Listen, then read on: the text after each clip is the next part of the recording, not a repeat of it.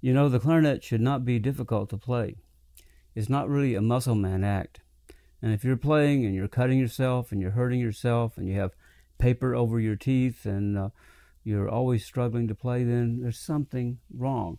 And I thought as long as we're talking about the philosophy of clarinet playing with some of these previous videos, that we would talk about this whole idea of struggling to play.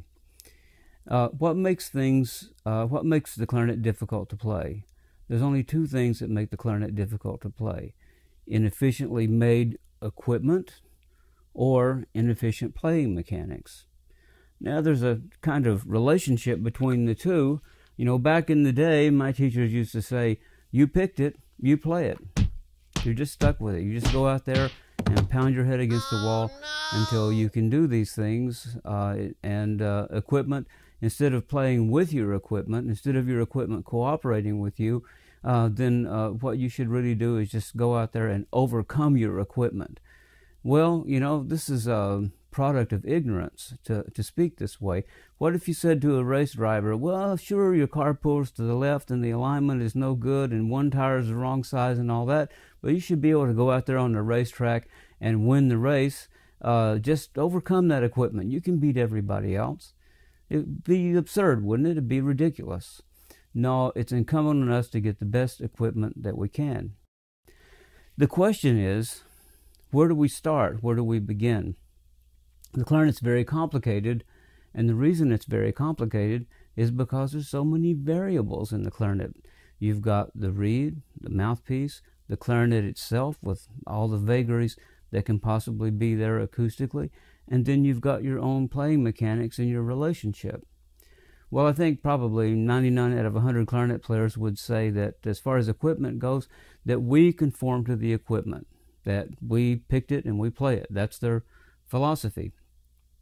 Well, I think that this is backwards. I think what we have to do first, in order to understand correctly what to do with equipment, is to define what efficient playing mechanics are, and then build the equipment to fit that definition of playing mechanics. So essentially, acoustics conforms to playing mechanics. Playing mechanics do not conform to acoustics. If playing mechanics conform to acoustics, then we're really in trouble, because the acoustics may be terrible. The instrument may be completely uneven. The mouthpiece may be terrible. It may have crooked facing. It may be impossible to balance reeds to, and the reed itself might be terrible.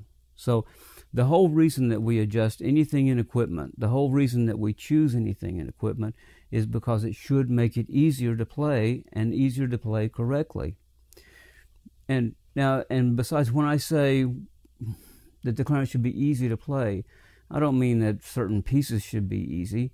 No, we have to work very hard sometimes in order to master the technique, and some people just have God-given gifts that enable them to do things more easily in respect to that.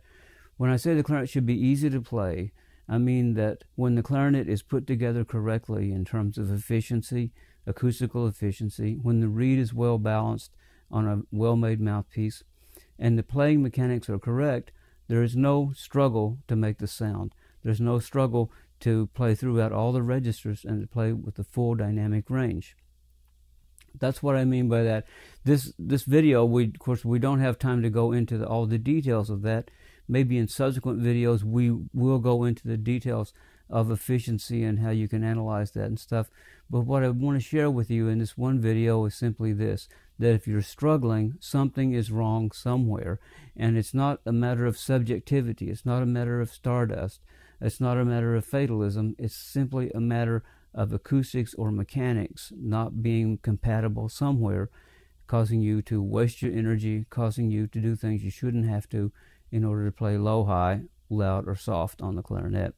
With that in mind, I encourage you to reflect on your own playing. Are you really struggling to play? Is it difficult to play? There's a problem somewhere.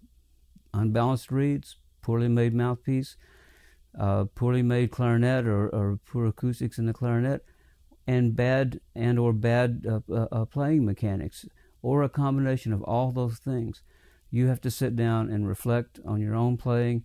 Hopefully get with a master teacher, and that person can key in on some really important things and correct them right off.